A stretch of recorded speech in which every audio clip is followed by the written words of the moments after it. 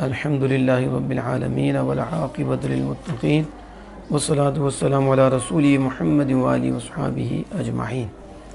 تمام تعریفیں اللہ کے لیے جو تمام جانوں کا مالک، اچھی عاقبت متقیوں کے لیے۔ درود و سلام رسول اکرم صلی اللہ علیہ وسلم پر، محمد صلی اللہ تعالی وسلم اور آپ کی جمیع آل اور جمیع اصحاب پر۔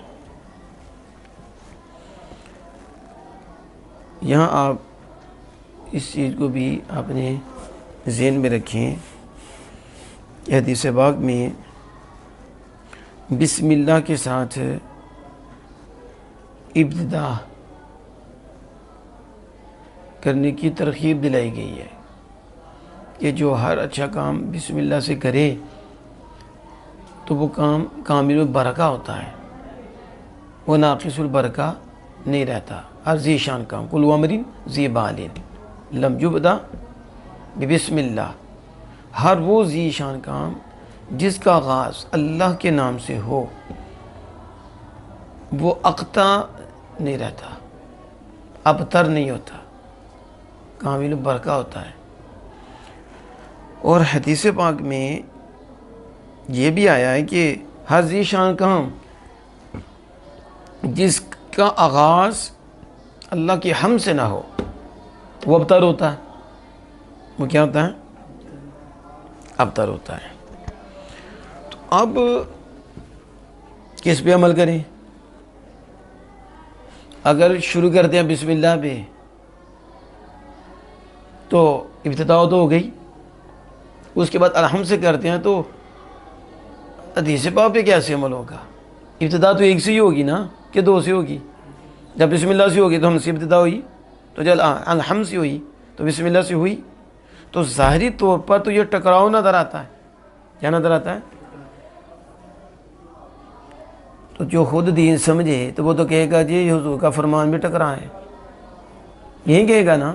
کہا دیکھو جی ایک حدیث پاک میں تو کچھ ہے تو دوسرے حدیث پاک میں تو کچھ ہے، تو ہم کہا ایسے تو قرآن پاک میں بھی ہے، تو کیا نعوذ باللہ کہوں گے نعوذ، اللہ کا کلام تو ایک ہے، اللہ ایک ہے، تو کیا نعوذ باللہ اس کی بھی کیوں مخالفت ہو گئی ہے؟ تو اس کا جواب یہی ہوگا کہ ایسا بات کرنے والا اصول سے ناواقف ہے۔ جیسے اس لیے ہم کہتے ہیں خود جو ہے نا بندہ دین کو نہیں سمجھ سکتا، اسے استاد چاہیے، اسے جنہوں نے دین پڑھا ہے، جنہوں نے اصول پڑھے ہیں۔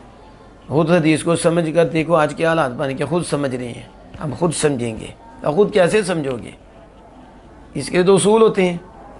اب یہاں بھی سمجھاؤ نا کہ حضور صلی اللہ علیہ وسلم آتے ہیں کہ جس کی ابتدا بسم اللہ سے نہ ہو وہ اچھا کام تو وہ ابتر ہے، اور یہ بھی ہے کہ ہم سے نہ ہو تو وہ بھی ابتر ہے۔ تو کرو نا پھر وضاحت اس کی کہ کیا تم حدیث پاک کا انکار کر دو گے پھر کہ حدیث ہی نہیں ہے، یا نعوذ باللہ من ذالک آمنہ کے لال صلی اللہ علیہ وسلم پہ بات کرو گے؟ نہیں، یعنی پھر اصول سیکھو گے تو اصول سیکھ کر پھر اس کے مطابق ان دونوں حدیث پاک کی وضاحت کرو گے، اور پھر خود بھی بچو گے اور لوگوں کو بھی بچاؤ گے اور حدیث کا نور عطا فرماؤ گے۔ ٹھیک ہے؟ تو کہتے ہیں کہ فَإِن قُلْتَ جَاءَ حَدِيثٌ فِي الْإِبْتِدَاءِ بِالتَّسْمِيَّةِ، اگر تو کہے حدیث ابتدائے بالتسمیہ میں آئی ہے، ابتدائے یعنی ایک حدیث پاک بسم اللہ سے ابتدا میں آئی ہے، اور وآخر، اور دوسری حدیث فی الابتداء بالتحمیہ، حمد کے ساتھ ابتدا میں دوسری حدیث آئی ہے، والابتداء لا یکون الا بشیء واحد، ابتدا تو ایک ہی شے سے ہوتی ہے، دو شے سے تو نہیں ہوتی نا ابتدا، تو حدیث تو دونوں میں ابتدا کے لیے آئی ہے، تسمیہ سے بھی اور تحمید سے بھی۔ فَكَيْفَ يُمْكِنُ الْعَمَلُ بِالْحَدِيثَيْنِ، تو دونوں حدیث پاک اور دو حدیث پاک جو ہیں ان پر عمل کیسے ممکن ہوگا؟ ان پر عمل قلنا، تو ہم جواب دیں گے، تو ہم الابتداء علی نوعین، یہ ہے اصول۔ اب جسے یہ پتہ ہوگا تو وہ حدیث سمجھائے گا نا۔ الابتداء علی نوعین، ابتدا کی دو قسمیں ہیں، ابتدا کی دو نوعیں ہیں اور ابتدا کی دو قسمیں ہیں۔ کتنی؟ حقیقی اضافی۔ حقیقی ایک ابتدائی حقیقی، ایک ابتدائی اضافی۔ بولو، ایک حقیقت میں ابتدا ہے، ایک حقیقت میں ابتدا نہیں ہے، وہ بعد میں ابتدا ہے، لیکن ہے وہ بھی ابتدا، لیکن وہ نسبت ہے کہ اس سے پہلے حقیقت ہے، حقیقت میں ابتدا ہے، ٹھیک ہے؟ تو پھر اس سے ابتدا کی جاتی ہے۔ تو ایک ابتدائی حقیقی اور ابتدائی فالحقیقی هو الذي يكون مقدما على المقصود وغیر المقصود۔ حقیقی ابتدائی حقیقی کسے کہتی ہیں؟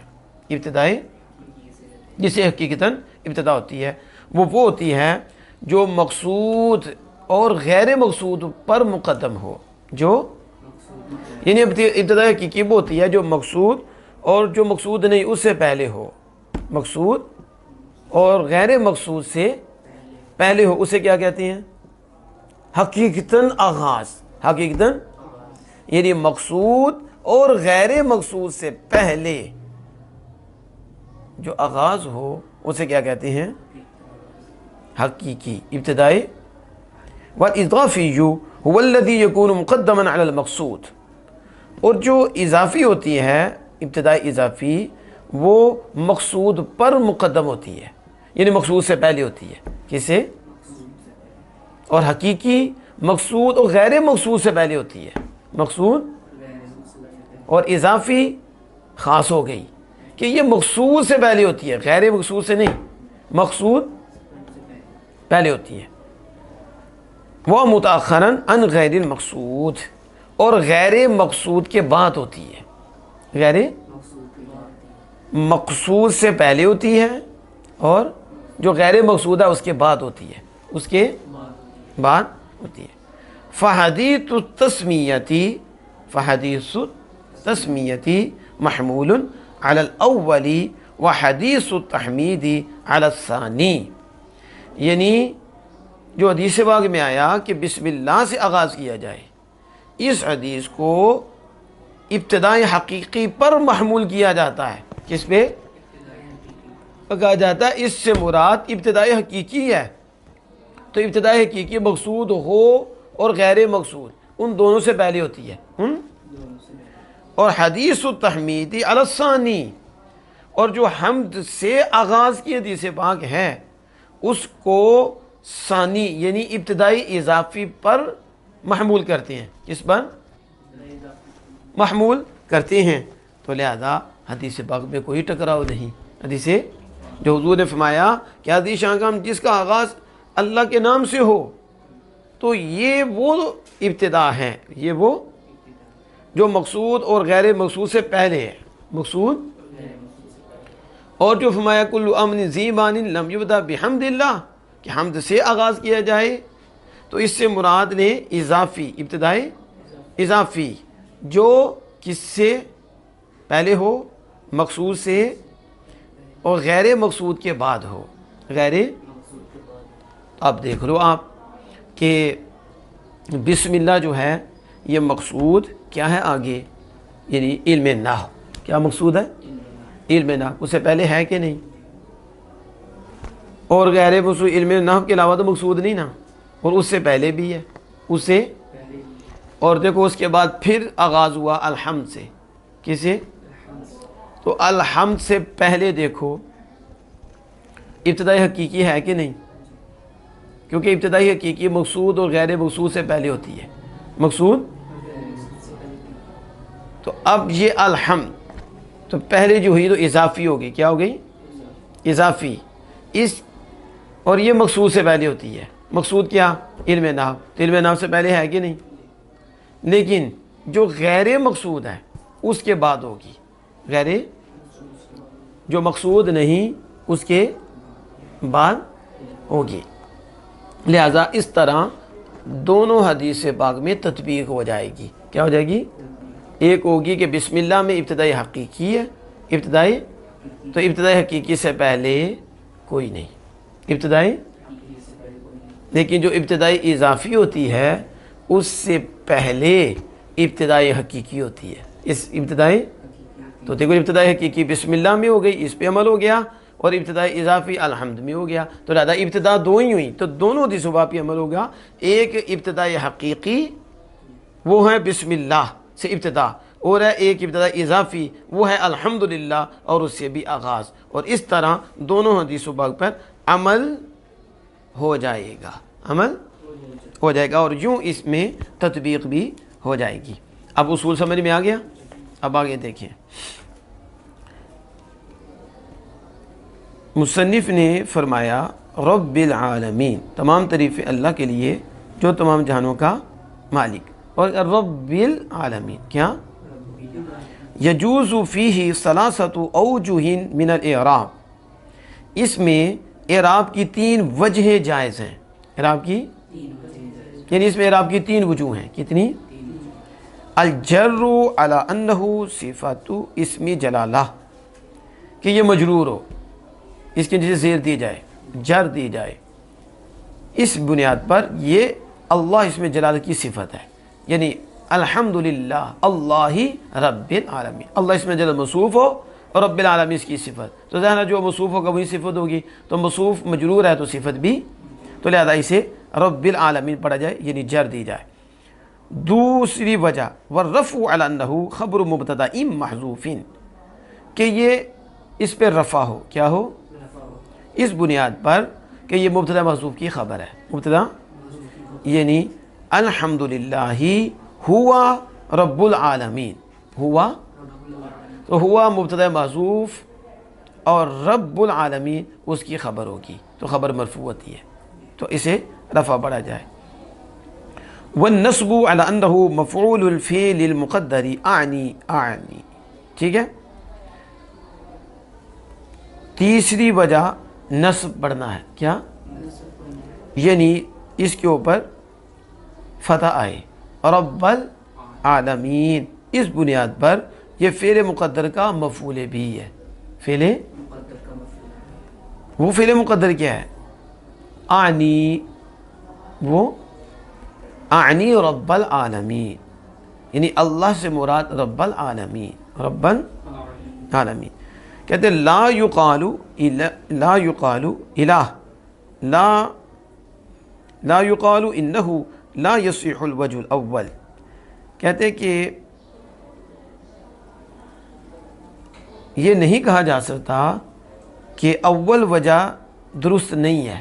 اول یعنی اسے زیر دے کر جر دے کر پڑھنا رب العالمین، یہ درست یہ نہیں کہا جا سکتا. یہ کیوں؟ کیونکہ لأن لفظ الجلالتی معرفات ورب العالمین نکرتون، کیونکہ لفظ جلالہ، لفظ یعنی اللہ معرفہ ہے، یہ اسم جلالہ معرفہ ہے، اور رب العالمین نکرتون، یہ کیا ہے؟ نکرہ ہے. یہ کہہ کر یہ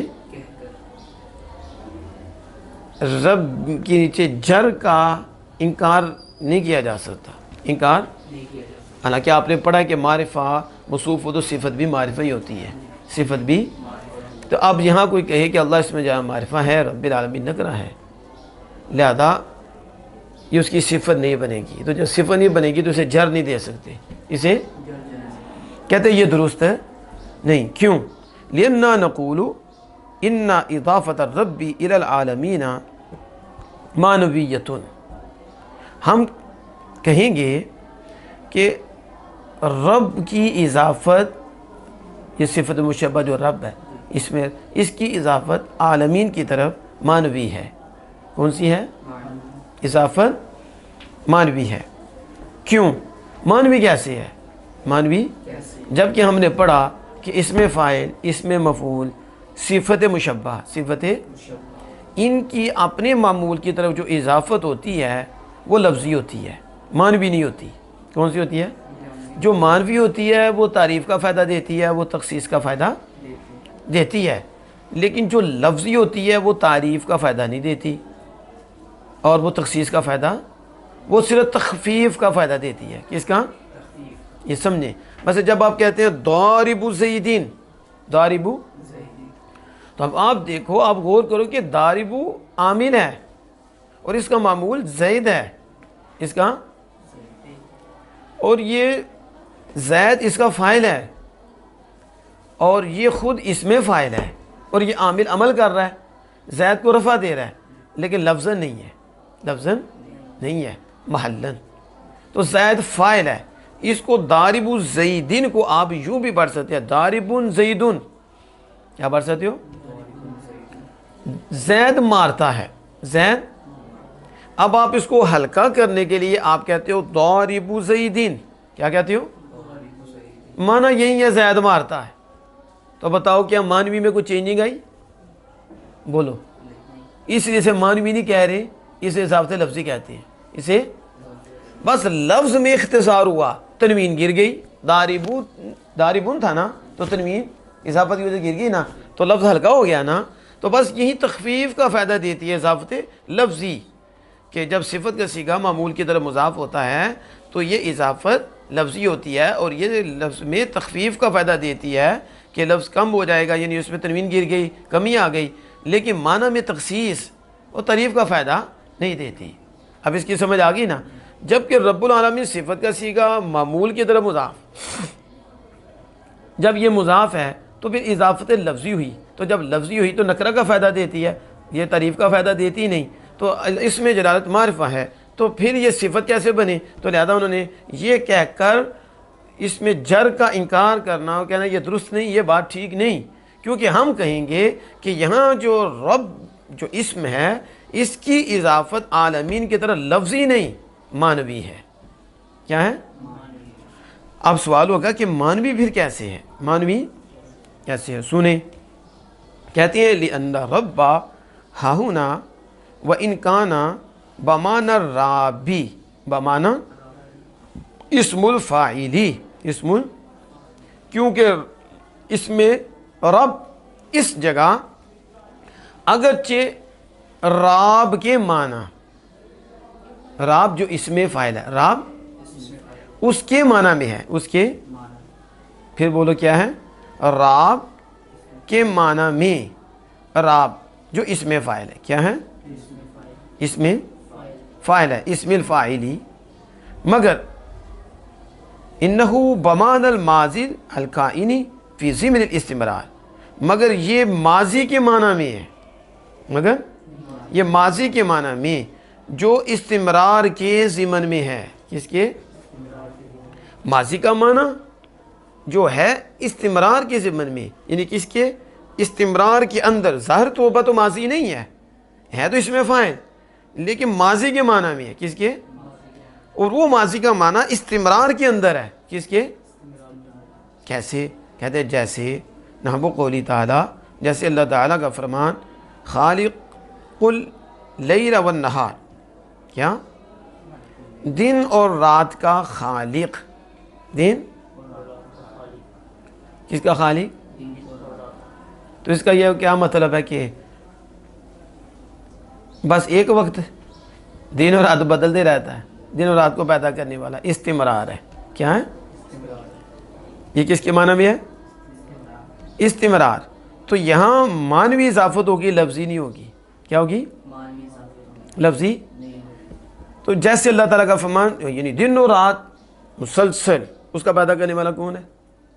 تو یہ استمرار ہے. کیا ہے؟ استمرار ہے. وَاسْمُ الْفَاعِلِ اِذَا كَانَ بِمَعْنَى الْمَاضِي، اور اس میں فاعل جب ماضی کے معنی میں ہو، اس میں لا يعمل فی ما بعدہ، تو وہ اپنے ما بعد میں عمل نہیں کرتا. اپنے یہ قاعدہ یاد رکھنا ہے، کیونکہ نے کہا کہ یہ ماضی کے معنی میں ہے، اس میں فاعل، اور وہ ماضی استمرار کے ضمن میں ہے. اس پہ دلیل دی خالق اللیل والنہار، کہ دن اور رات کو کس نے پیدا کیا؟ اللہ وہی پیدا کر رہا ہے. تو اس استمرار میں ماضی کا معنی بھی ہے.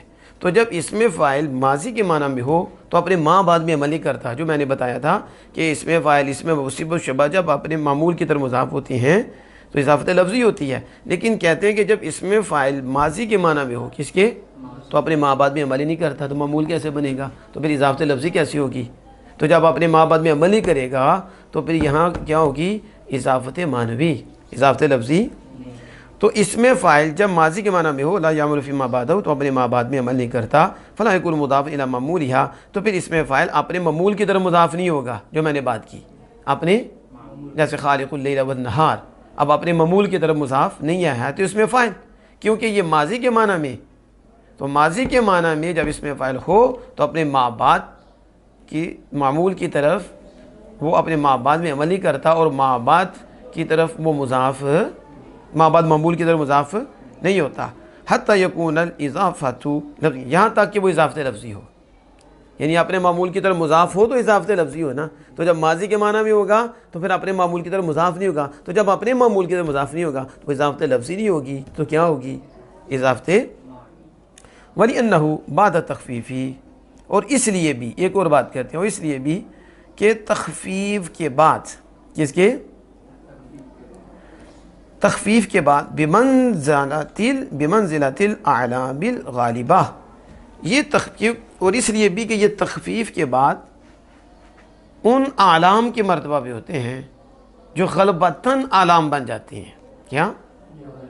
حقیقتاً وہ علم نہیں ہوتے، خاص نام نہیں ہوتے، لیکن غلبتاً وہ ہو جاتے ہیں. کیا ہوتے ہیں؟ تو اعلام غالبہ کے مرتبہ میں تخفیف کے بعد، تخفیف کے بعد یہ علام غالبہ کے مرتبہ میں ہو جاتا ہے. کس کے؟ اب رب ہے تو راب تھا نا، تب راب سے کیا بنا؟ تو تخفیف ہوئی کہ نہیں؟ تو کہتے ہیں تخفیف کے بعد یہ بھی علم غالبہ کے مرتبہ میں ہو جاتا ہے، گویا کہ یہ بھی علم ہے. تو جب علم ہے تو معرفہ ہے، تو پھر تو اس میں جلالت بھی موصوف ہے، یہ بھی صفت ہے، تو یہ تو مطابقت ہو گئی، یہ مطابقت. فصار کالاسم لا صفتی، تو پس یہ اسم کی طرح ہو گیا، صفت نہ رہا، اسم کی طرف ہو گیا نہ کہ صفت، نہ کہ صفت. تو جب یہ اسم ہے تو پیچھے معرفہ اور یہ بھی، تو اس میں مطابقت ہوگی، کیا بن گیا؟ پھر اسم ہو گیا. پھر کیا ہو گیا؟ اسم. پھر اس میں یہ بات نہیں ہوگی کہ صفت کا صیغہ معمول کی طرف مضاف ہوا ہے، بلکہ یہ تو اسم ہے. یہ کیا ہے؟ تو وہ شرط فی الاضافۃ لفظیہ، اور جو اضافت لفظیہ ہوتی ہے اس میں یہ شرط ہے کہ کون المضافی صفتاً مضافتاً الی معمولھا، کہ مضاف صفت ہو، مضاف، اور وہ اپنے معمول کی طرف مضاف ہو. تو جب یہ رب تخفیف کی وجہ سے علام غالبہ کے مرتبہ میں ہو گیا تو یہ اسم کی طرح ہو گیا. تو جب یہ اسم کی طرف ہو گیا تو پھر اس میں وہ شرط ہی نہیں پائی گئی کہ جس میں کہا جائے کہ اضافت لفظی پائی جا رہی ہے، کیونکہ اس میں یہ شرط ہے کہ جو اپنے مضاف کی طرف معمول ہو وہ صفت ہو. کیا ہو؟ صفت ہو. تو یہ صفت نہیں ہے، یہ کیا ہے؟ اسم کی طرح ہو گیا.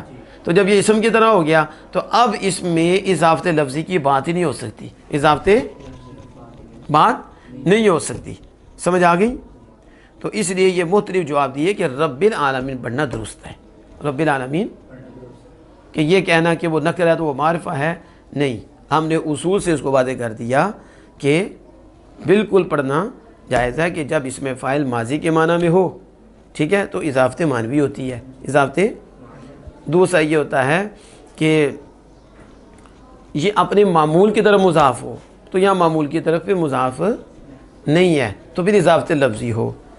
اور پھر انہوں نے کہا کہ یہ علم میں غالبہ کے مرتبہ میں ہے، تو جب یہ علم کی طرح ہو گیا، اسم کی طرح ہو گیا تو صفت ہی نہیں رہا. صفت ہوتی تو مضاف اپنے معمول کی طرف ہوتا تو پھر اضافت لفظی ہوتی. تو جب یہ صفت ہی نہیں، اسم ہے، تو اضافت لفظی والا کنسیپٹ ہی گیا، وہ بھی گیا. تو بس اس کو اللہ اسم جار کی صفت پڑھنا جائز ہے اور جر دینا بالکل جائز ہے. اس کی سمجھ آ گئی؟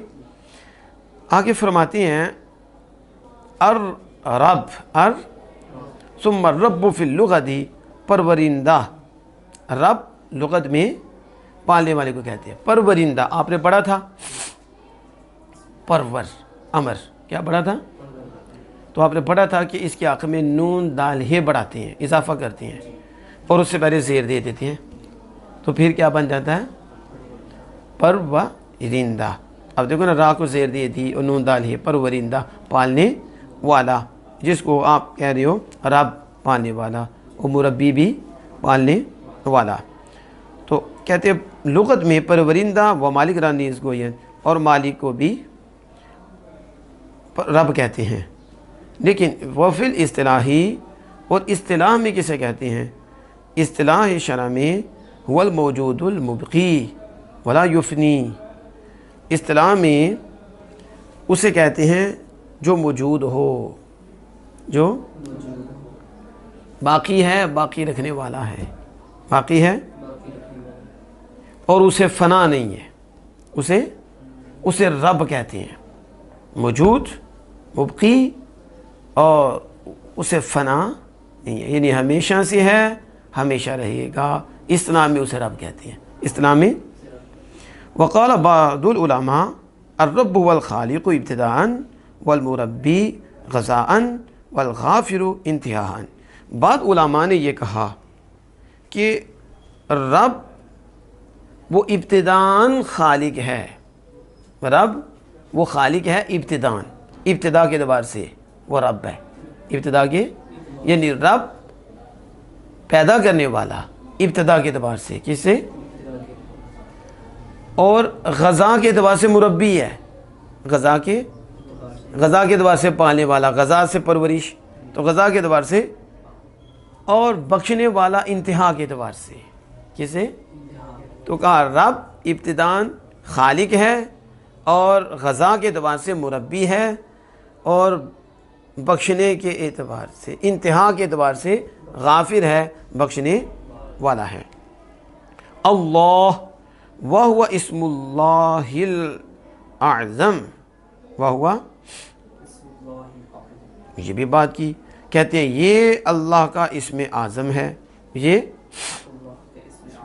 تو ولا یجوز اطلاق علی غیر اللہ الا عند الاضافہ، تو اس کا بلا اضافت اللہ کے علاوہ پر بولنا جائز نہیں ہے، کہتے ہیں یہ بھی اللہ کا اسم اعظم ہے رب، تو بغیر اضافت کے اللہ کے علاوہ کسی پر بولنا جائز نہیں ہے، جیسا کہ کہا جاتا ہے رب الدار، گھر کا مالک، رب الدار، ورب المال، مال کا مالک، صاحب مال، رب، اضافت سے کہا جا رہا ہے نا، اضافت کے بغیر کہتے ہیں رب کے علاوہ کسی پہ جائز نہیں۔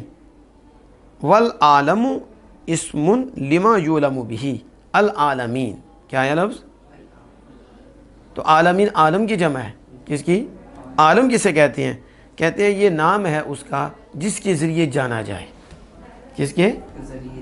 تو اس کا مطلب ہے یہ آلہ بن گیا، اس میں آلہ ہے، یعنی ہر اس چیز کا نام جس کے ذریعے جانا جائے، جس کے ذریعے، کل خاتم، جیسے خاتم، بما یختم به، یہ اس کا نام ہے جس کے ذریعے مہر لگائی جائے، مہر کرنے کا آلہ، اور عالم جاننے کا آلہ، جاننے کا آلہ، اور وہ تابع، اور کیا ہے؟